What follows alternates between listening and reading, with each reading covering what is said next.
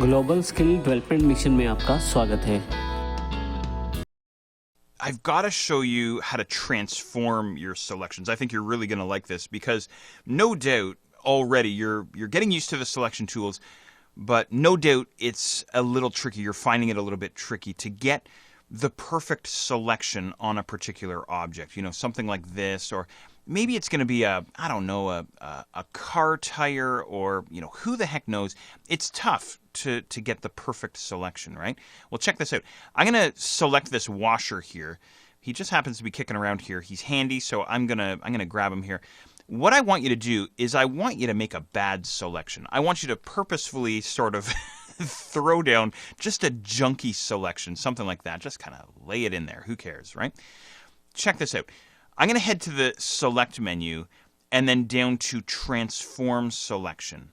Now, I've already introduced you to the free transform command here inside Photoshop, and no doubt you're enjoying using that command. Very awesome command that I use all the time.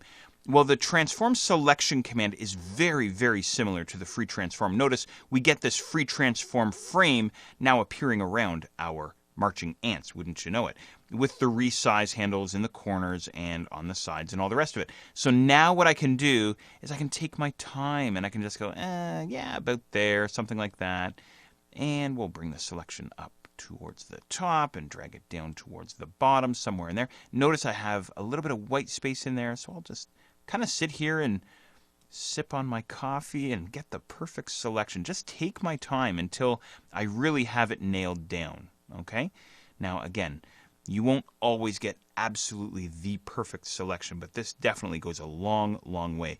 When Photoshop added this command years and years back, man, I was over the moon because I was constantly creating terrible selections and it would take me forever to really get my objects selected properly. So I've scaled my selection here around this rusty washer. Double click inside the frame or hit the Enter key on your keyboard to lock it in, and there we go. There's our selection. Okay?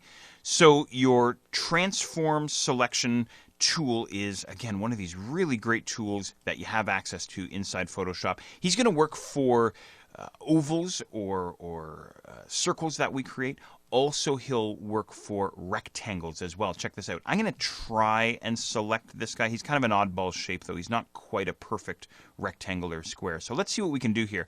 I'm going to click and drag out just kind of a rough square or a rough rectangle, something like that. You know, when I'm creating my selections now, I'm not even careful. I just throw it in.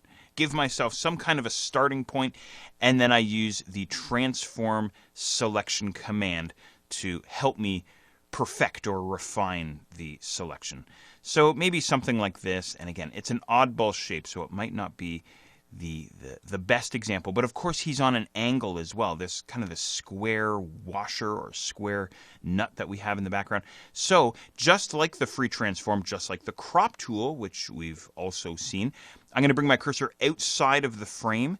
Curved double-headed arrow tells me that I can rotate the selection just like so. Again, whether it's an oval or a rectangle or whatever it is that I may have, right? Something like that. Now again, I'm going to start to lose my selection a little bit. I'm getting a little bit of background in the top corner there, top left corner. I'm missing a little bit of my washer down in the bottom corner there.